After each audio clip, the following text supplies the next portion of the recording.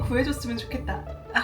노잼, 개노잼, 신은별 개노잼. 왜 이렇게까지 미술에 미쳤는가 하는 이야기를 좀 해볼까 하는데, 자기 안녕? 사모님은 지금 도쿄에 있는 긴자의 한 호텔이야. 나 이제 곧 도쿄가 하니까 친구가 왜 가니?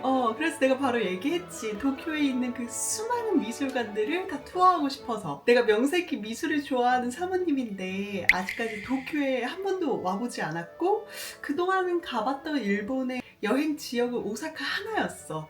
그러니까 내 나름대로 미술을 좋아하는 사모님으로서의 부채의식 같은 게 있었다고 할까?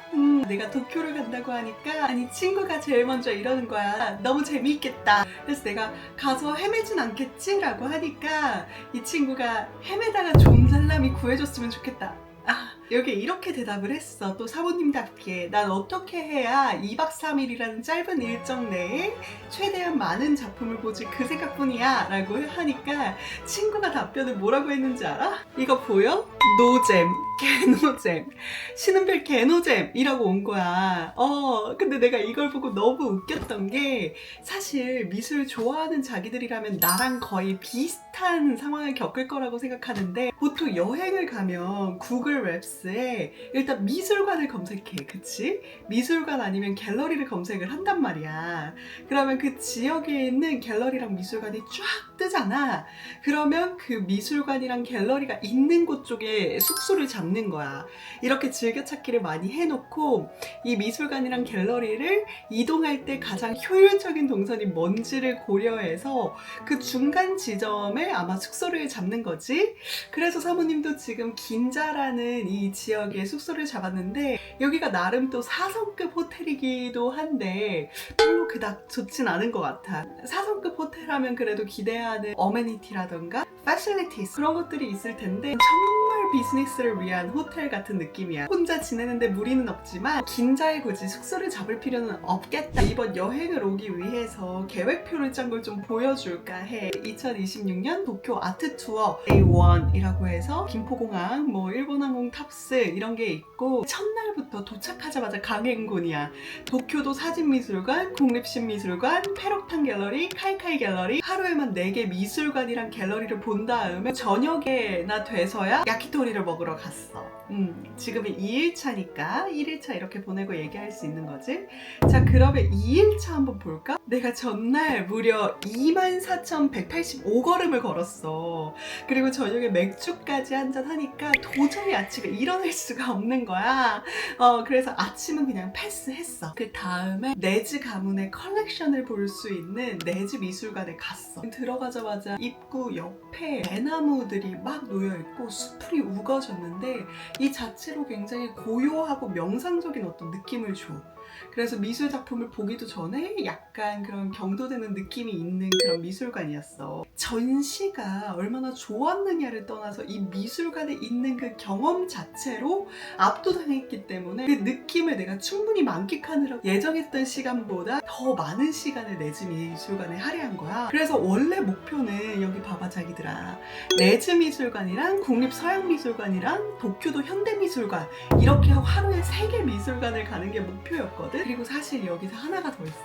네즈 미술관 가기 전에 그 근처에 너무 아름다운 부티크 샵들이라고 할까? 일본 디자이너들이 만든 접시, 컵, 패션 디자이너들이 만든 옷을 구경할 수 있는 그런 샵들이 너무 많아서 가기 전에 내가 구경을 하느라고 또 시간 분배를 잘 못한 거야. 일본 디자이너가 만든 예쁜 그릇도 사고, 그릇 이거 내가 지금 풀면 내일 분명히 공원 가서 깨트릴 것 같아서 풀진 않을게. 그리고 되게 고급스러운, 딱 봐도 좋은 재질로 엮어서 만든 수건을 파는 곳이 있었어. 이마바리 타워 재팬이라고 하는 브랜드인가. 여기에서 행주도 2개 사고, 베스 타월도 하나 사고, 페이스 타월도 몇 개 사고 이러니까 시간을 금방 써버린 거야. 그래서 이때까지 쌀 한 톨도 먹지 못한 채 돌아다녔어. 이제 급하게 다음 미술관으로 옮기게 된 거지. 국립서양미술관이라고 하는 도쿄 그리고 나아가서 일본 전체를 대표하는 미술관으로 설명할 수 있는 미술관이야. 여기는 가지고 있는 컬렉션이 굉장히 방대할 뿐만 아니라 자기야 세계적으로 유명한 건축가 르 코르비지에 알지? 르 코르비지에가 아시아에 유일하게 남긴 건축적인 유산이기도 해. 국립서양미술관이 말이지. 지금 기획전으로는 인상주의 화가들, 그러니까 뭐 드가, 세잔, 르누아르, 모네 그리고 마네와 같은 굉장히 많은 인상주의를 대표하는 화가들의 대표작뿐만 아니라 뭐 초기 습작 이런 걸 볼 수 있는, 오르세에서 대여해서 온 작품들을 감상할 수 있는 특별 기획전이 열리고 있더라. 뿐만 아니라 창립자의 컬렉션을 상시 볼 수 있는 상설전, 그리고 조각전, 판화전, 나는 한 3시간 정도면 다 볼 수 있을 줄 알았는데 이건 3시간으로도 안 될 만한 규모와 그 소장 작품의 범위가 굉장히 넓어. 그러니까 아침을 빠르게 먹고 오전 10시쯤에 가서 한 오후 2, 3시쯤까지 보고 나오는 게 어떨까? 하루는 이 국립서양미술관만을 위해서 할애하는 것도 좋을 것 같아. 그래서 그 다음으로는 내가 도쿄도 현대미술관이라는 곳에 가고 싶었다? 근데 내가 아까도 얘기했지. 내즈미술관 가기 전에 쇼핑을 너무 많이 했던 것도 있고, 내즈미술관에서 너무 막 압도당해서 심취해서 감상했던 것도 있고, 국립서양미술관의 사이즈가 생각보다 너무 컸던 것도 있고 해서 시간을 잘 못 맞춘 거야. 그래서 오늘 도쿄도 현대미술관은 못 갔어. 그래도 도쿄를 다시 올 수 있는 어떤 계기를 하나 마련했다고 생각하면 크게 아쉬워하진 않으려고 해. 자, 우리가 이제 사모님이 왜 이렇게까지 미술에 미쳤는가 하는 이야기를 좀 해볼까 하는데, 내가 사실 보나분 VIP 분들께 미술 작품의 품격과 가치 그리고 의미를 전달하는 VIP 도슨트예요. 도슨트를 할 때마다 현대미술 작품을 우리가 알아야 하는 그 이유에 대해서 설명할 때가 있어. 크게 3가지로 나뉘거든. 첫 번째는 미추의 기준에 대해서 새롭게 생각해 볼 수 있다는 거야. 이게 무슨 말이냐면, 우리가 작품이라는 개념을 딱 들었을 때 어때? 아름다운 것을 작품이라는 형상으로 표현해 놓은 것 같다 라고 생각하잖아. 예를 들어서 와, 그 여자 진짜 작품이야, 그 남자 진짜 작품이야 라고 했을 때 여기에서 작품이란 단어가 함의하는 뜻은 뭐야? 굉장히 아름답다, 미적으로 충분하다, 심미적으로 가치가 있다라는 뜻이잖아. 뭐 물론 내면적인 아름다움에 대해서 이야기할 수도 있지만 어떤 미학적인 가치가 있다라고 얘기하는 게 일반적이지. 그런데 이 미술 작품, 특히 내가 집중하는 이 현대미술에서는 이 미추의 경계가 분명하지 않아. 내가 알고 있었던 게 과연 정말로 아름다웠던 것인가, 아니면 사회의 기준에 따라서 내가 그저 아름답다고 생각했던 것인가 라는 어떤 미추의 기준을 스스로 재설정할 수 있는 계기가 된다라고 생각해. 자, 그리고 두 번째, 고정관념을 허무는 역할을 해.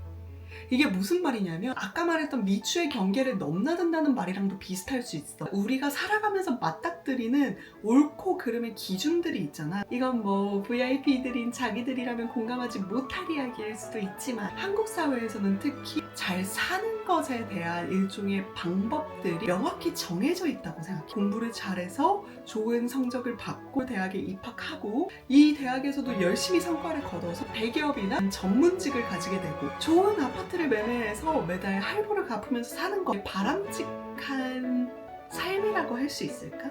그러니까 이건 내가 지금 예시로 들은 것 뿐이지만 우리가 살아가면서 옳고 옳지 않다라고 하는 많은 기준들이 있잖아.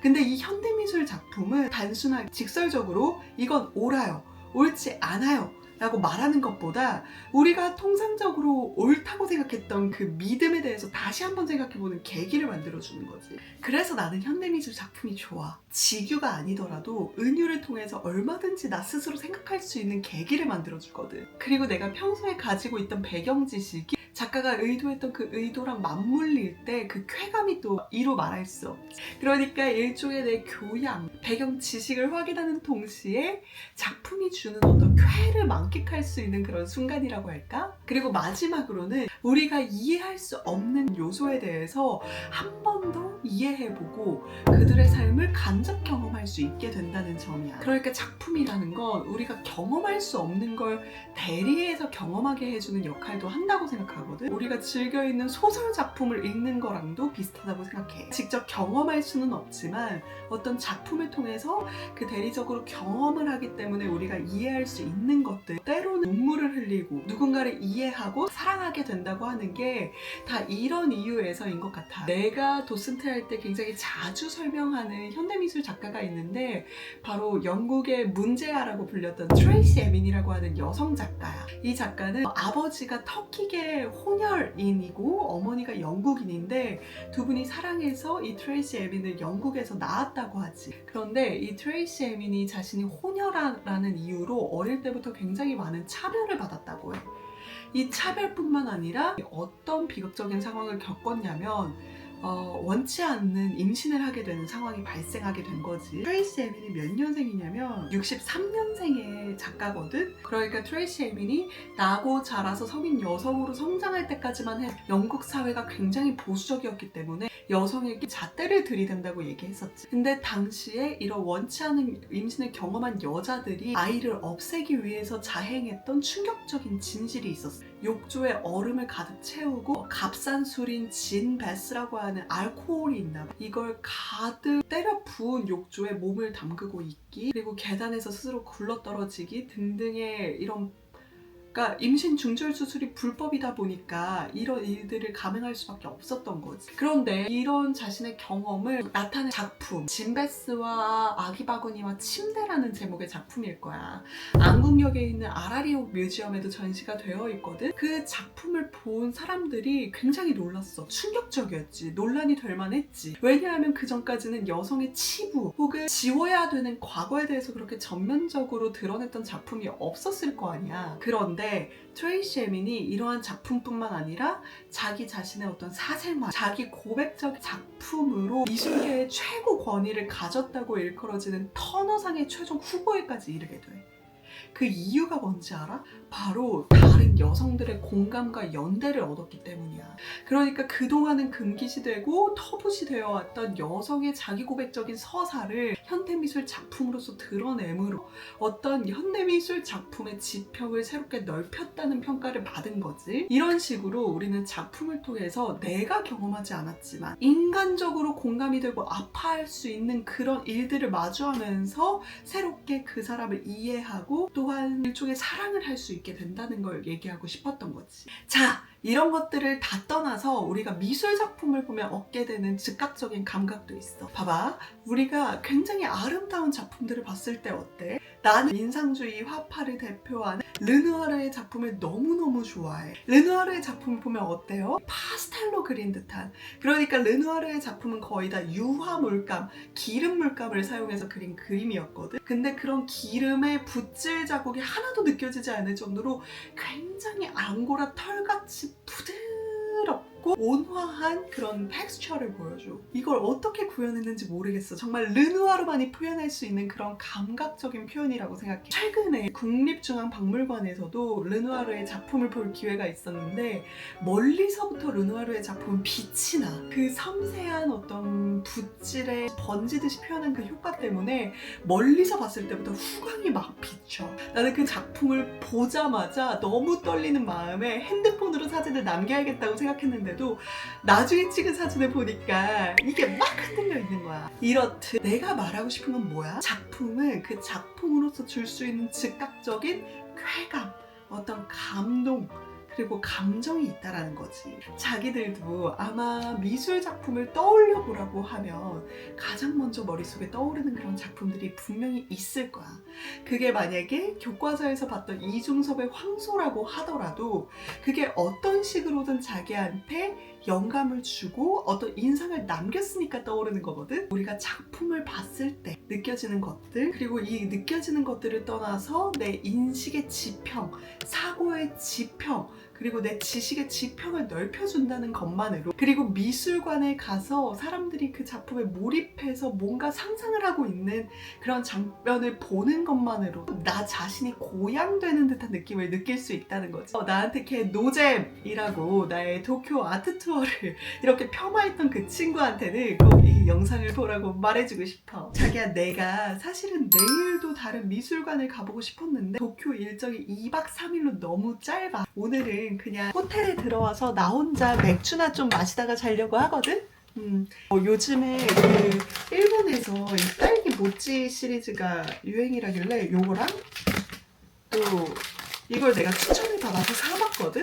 딸기 모찌. 이걸 먹어보고 후기 인스타 스토리에 올려볼게. 자기들 도쿄 아트 투어에 대해서 더 궁금한 거 있으면 댓글로 알려줘. 안녕.